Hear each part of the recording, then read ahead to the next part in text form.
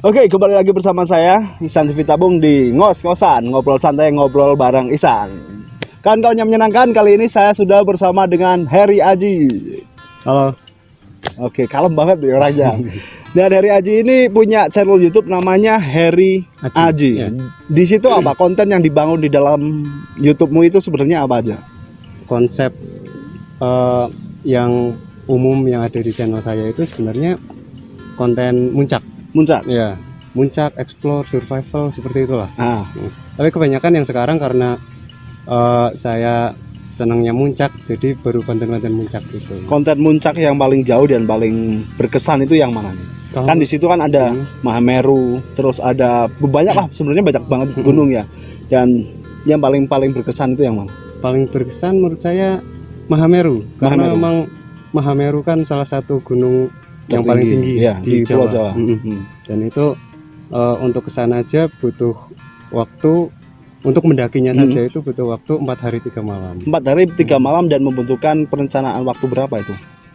Untuk perencanaannya kita merencanakan perjalanan dari Semarang itu sekitar 1 bulan sebelumnya. Jadi karena harus ada registrasi online dan sebagainya, itu kita harus booking dulu. Kalau kita tahu kalau kita mau naik ke Mahameru pasti ada namanya cek kesehatan ya, surat kesehatan. Itu dibawa perjalanan tadi 4 hari ya? Iya. Dari Semarang 4 hari. Surat keterangan sehat itu dibuat di mana? Di Semarang kah atau di Malang atau di Probolinggo? Kita buatnya di Malang. Karena memang dari base campnya sudah menentukan untuk surat keterangan sehat yang valid itu yang H-1. Jadi kalau udah H-2 itu udah H-2 itu udah nggak bisa, kita harus buat lagi. Apa aja yang dicek? Apakah seperti cek kesehatan biasanya? Kayak biasa aja. Ya mungkin berat badan, tinggi badan, tensi paling penting, terus sama respiratory. Pernafasan. Ada nggak teman rombonganmu yang tidak bisa naik? Alhamdulillah semuanya naik. Tapi memang ada satu yang nggak bisa sampai puncak. Kenapa? Karena memang dia kena asma. Karena trek di perjalanan menuju puncak itu kan memang treknya udah pasir, berdebu. Nah itu untuk yang asma udah nggak kuat lagi, akhirnya dia turun. Oke, tes kesehatan ini kan menjadikan hal yang penting. Dan kamu tentunya pernah tes kesehatan juga mungkin buat persyaratan administrasi lain. Ada yang beda, mungkin biaya pendaftarannya apa sama di Malang sama di Wonosobo ataupun di Semarang gitu? Sama saja sih. Sama saja. Karena memang waktu itu sebelum kita sampai ke base camp kita sudah sewa jeep. Sewa jeep itu langsung dialihkan ke puskesmas dulu. Dialihkan ke puskesmas dulu melewati Ranupani. Sebelum melewati Ranupani, jadi kita di puskesmas terakhir sebelum Ranupani kita istilahnya melipir dulu ke situ. Kita cek kesehatan dulu, baru kita langsung berangkat ke Ranupani. Sebelum trekking ke Gunung Semeru, berarti artinya si Heri Aji ini harus bermalam dulu. Iya. Berapa hari? Saya 1 hari. 1 malam. Satu malam di? 1 malam di base camp Ranupani. Di base camp. Kayak ada joglo, semacam joglo gitu. Di situ nanti biasanya karena pendaki-pendaki itu sampai ke base camp itu biasanya sore hari. Jadi karena ada larangan untuk tidak boleh naik malam hari ya. Jadi biasanya langsung bermalam dulu di situ. Ada batasan-batasan yang tidak boleh dibawa ke Gunung Semeru apa aja nih? Ada. Seperti yang saya ingat aja ya. Yang saya ingat itu yang paling tidak dibolehkan itu kita bawa pengeras suara. Pengeras suara. Alasannya kenapa itu? Itu karena nanti waktu kita di perjalanan kita kan memasuki kawasan taman nasional, kawasan hutan. Nah itu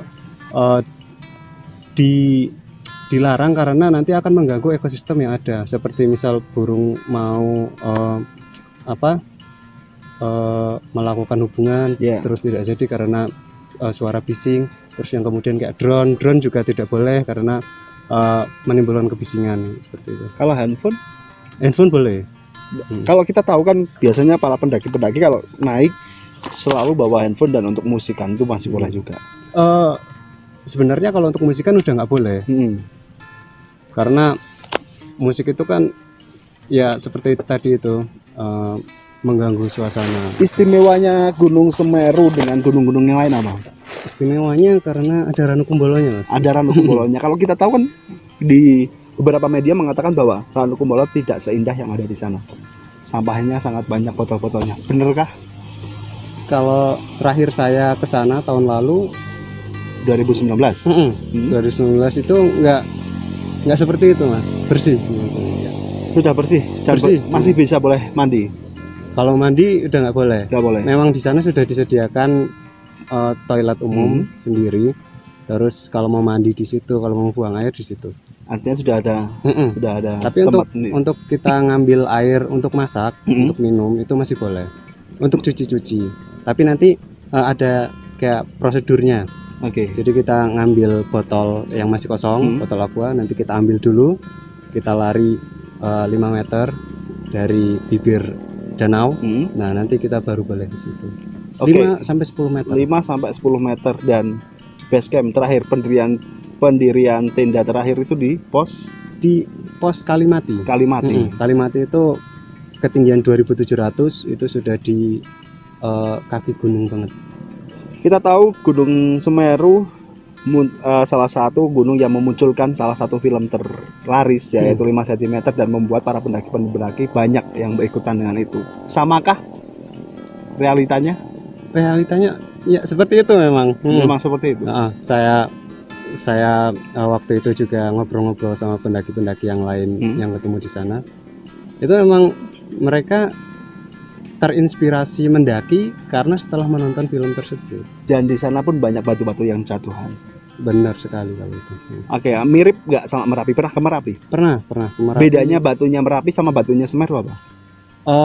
Kalau batu di Semeru itu batunya besar, ya memang sama-sama besar. Tapi untuk struktur mungkin apa ya? Treknya itu hampir sama menurut saya. Tapi memang kekuatan apa ya ini namanya? Pijakannya itu dia gampang luruh. Kalau yang di Mahameru itu, yang di Semeru. Oke, Aji juga naik ke Semeru juga bikin konten ya. Iya. Kontennya di channelnya Heri Aji. Tonton jangan di lupa. subscribe ya di bawah ini. Jangan lupa di subscribe dan ditonton semua. Di situ ada konten-kontennya Heri Aji. Bikin konten sambil naik gunung merepotkan atau tidak? Sangat merepotkan. Sangat merepotkan. Saya pengen cerita boleh nggak?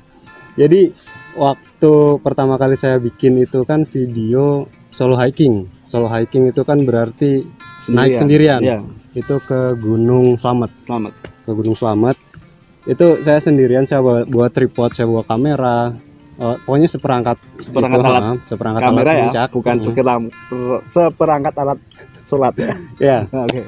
Seperangkat alat muncak dan seperangkat kamera. Nah, itu jadi kayak misal kita mau jalan, kita harus, kalau kita pengen ambil gambarnya, kita harus jalan dulu ke depan, pasang tripod, pasang kamera, setelah itu pencet record, turun balik lagi ke bawah, kita naik lagi baru. Terus habis itu nanti kita pencet stop gitu. Aduh, habis itu kalau kita mau jalan lagi kita harus berbenah lagi demi konten.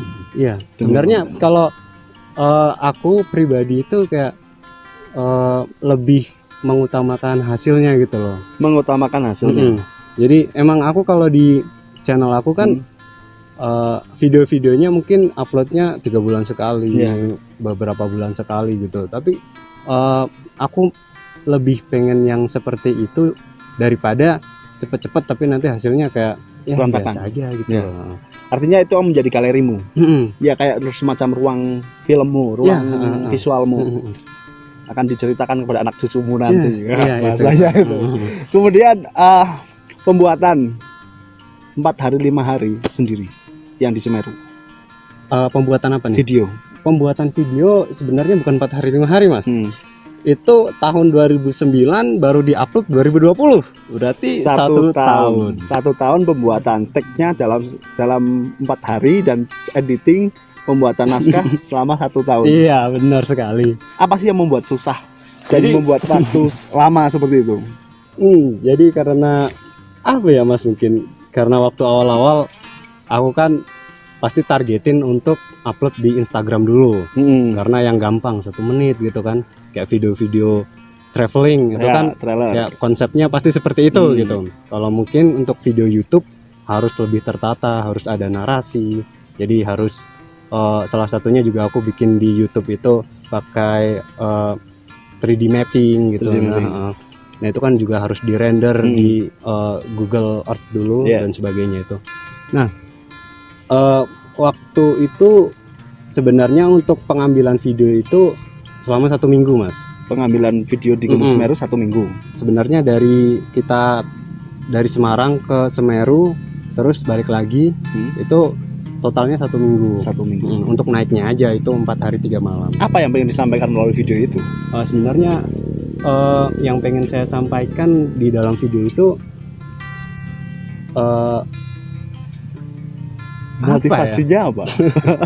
Sebenarnya saya cuma pengen bikin video aja, tapi pasti ya orang-orang pasti bilang motivasinya apa sih mas gitu kan. Udah susah bawa kamera, terus bawa tripod dan sebagainya. Saya cuma pengen nunjukin indahnya Indonesia gitu sama orang-orang gitu. Indahnya Indonesia dari sudut pandang aku videomu. Dan betapa saya melihat ada melalui kereta juga kan. Ya melalui kereta terus naik ke gunung sampai di sana dapat sunrise. Langsung dapat. Iya, dapat. Dan itu perbedaan sunrise di sana sama gunung-gunung lain. Kalau di sana pasti di atas awan mas. Soalnya ketinggiannya kan 3.600 sekian. Itu kalau kita udah di puncak udah pasti awannya di bawahnya. Bedanya dengan punyanya si Kunir. Kalau kita tahu kan si Kunir dan Golden Sunrise, Golden ASEAN. Bedanya kayak punya kesan tersendiri mas. Bener. Waktu naik perjalanan terakhir dari Kalimati itu kan perjalanan terakhir menuju puncak. Itu kita start jam 2 malam sampai atas itu sekitar jam setengah 9, butuh waktu sekitar 6,5 jam. 6,5 jam. Itu sampai nangis di tanjakan. Nah itu pokoknya udah hampir semua tenaganya dikerahkan untuk naik. Akhirnya kalau sampai puncak itu ya pada nangis semua lah di situ lah, kayak haru gitu. Artinya yang di 5 cm itu bukan lebay ya? Bukan lebay. Memang benar. Saya termasuk saya pun saya udah mau nangis di pertengahan jalan itu. Kayaknya udah nggak sanggup. Apalagi kalau di Semeru pasti kan sering kawahnya itu sering mengeluarkan abu vulkanik gitu. Nah itu salah satu yang bikin ciut. Pasti dipikiran kayaknya turun aja deh. Tapi, buat para pendaki pemula yang mau naik ke Semeru sebenarnya apa yang paling boleh nggak pendaki pemula langsung naik Semeru? Sebenarnya boleh. Apa yang disiapkan? Yang harus pasti disiapkan sih fisik itu utama banget. Kemudian perlengkapan harus lengkap karena sebelum kita naik ke base camp pasti dicek dulu, kalau nggak lengkap harus dilengkapin dulu sebelum boleh naik gitu. Packing ransel itu kan paling penting. Kadang ada banyak orang yang packing asal-asalan. Sebenarnya kalau Haji sendiri punya tips nggak sih buat packing di ransel? Kalau aku sendiri kalau packing biasanya nggak bisa cepet ya. Jadi kayak butuh waktu 1 hari. Jadi 1 hari cuma buat packing aja. 1 hari untuk packing. Jadi kayak penempatan barangnya harus sesuai. Nanti kalau udah semua baru aku coba. Kalau misal udah enak, pakai ini. 1 hari untuk packing. Nanti kalau pas sampai ke pos 3 atau pos 4 kan pasti buka carrier deh. Turunin. 1 hari lagi dong. Ya enggak juga. Jadi kayak waktu sebelum kita berangkat aja sih kita mungkin untuk tips dari aku aja ya. Ini kalau yang aku biasanya ransel itu dibagi menjadi 3 gitu loh. Dibagi menjadi 3. Dari bawah, tengah, sama atas. Bawah itu paling enggak kita isi untuk peralatan-peralatan yang dikeluarkan di malam hari atau waktu kita mau ngecamp gitu. Terus kalau di tengah mungkin yang kayak bahan makanan itu bisa di tengah. Terus kalau yang paling atas itu kayak first aid, terus medical kit gitu. Artinya punya packing untuk carrier sendiri juga salah satu masuk dalam agenda perencanaan perjalanan. Iya. Sama time kita akan camp di pos ini jam berapa, target itu ada. Harus ada kalau itu. Pernah nggak tidak sesuai dengan target? Pernah. Kenapa biasanya? Biasanya karena ada salah satu anggota yang mungkin cedera. Waktu itu kita ke Gunung Lawu. Waktu itu waktu perjalanan turun, karena kita berdelapan, itu akhirnya dibagi menjadi 2 rombongan, 4-4. Nah, saya yang bersama 4 orang, yang salah satunya terkilir kakinya. Itu kita awalnya sudah merencanakan sampai base camp itu jam 5 sore. Tapi kita waktu itu jam 8 malam pun masih di pos 2. Karena memang keadaan yang seperti itu, memang untuk penanganan pertamanya memang sudah dilakukan, tapi kan nggak bisa kita paksakan itu, setiap orang kan punya kekuatannya masing-masing. Oke, jadi sering nggak di naik gunung terus ketemu sama pendaki-pendaki pemula yang tanda kutip sok-sokan gitu? Sering banget, apalagi kayak gunung-gunung yang baru dibuka, kayak mungkin Gunung Kembang yang ada di Wonosobo. Sama yang paling sering sih kalau saya lihat di Gunung Prau, karena memang jarak tempuhnya tidak terlalu jauh dan peralatan yang dibutuhkan mungkin ya peralatan standar gitu. Mereka mungkin warga lokal pun mungkin bisa gitu. Kalau warga lokal memang udah tahu medan nih, tapi biasanya dari luar kota nih yang datang, tapi asal-asalan yang tahu, yang dilihat dari medsos bahwa situ adalah pemandangannya baik, bagus, asal-asalan naik. Tapi perlengkapannya tidak diperhatikan. Menyebalkan nggak sih? Menurut saya menyebalkan sih. Menyebalkan ya, merepotkan. Soalnya merepotkan, apalagi kalau itu masuk dalam tim saya gitu. Biasanya kalau kita ikut open trip itu kan biasanya dari berbagai wilayah gitu kan, nanti digabung menjadi satu, nanti itu. Nah itu sangat menyusahkan dan akan menghambat tim yang lain gitu. Naik gunung adalah mencari ego, bukan mencari ego, menguji ego. Iya, menguji ego diri sendiri, dan mungkin kita menguji ego orang lain juga kalau misal kita berbuat salah gitu. Pertama kali naik gunung itu umur berapa? Waktu SMA kelas 2. Kelas 2, dan sekarang? Sekarang udah lulus kuliah. Jadi ya udah sering ya. Dalam artian ini sudah sering, dan pasti ada perubahan alat ya. Perubahan alat. Oke, pesan buat kawan-kawan saya menyenangkan apa nih buat teman-teman yang mau menaiki gunung? Buat teman-teman semua yang pengen menaiki gunung, jadi harus selalu perhatikan semua peraturan yang ada, dan juga harus melengkapi semua perbekalan yang harus disiapkan. Jadi aku punya satu buah kata yang biasanya aku selipin di video-video aku, itu hike with your own pace. Jadi gak usah cepet-cepet pengen ke puncak, karena semua orang itu pasti punya kekuatannya masing-masing. Jadi tinggal jalani dengan gayamu sendiri. Tujuan akhir dari mendaki gunung adalah bukan puncak, tapi rumahmu untuk kamu kembali. Saya Sandy Fitabung dan Eri Aji pamit. Assalamualaikum warahmatullahi wabarakatuh. Waalaikumsalam. Takmik buat kalian semua yang terbaik.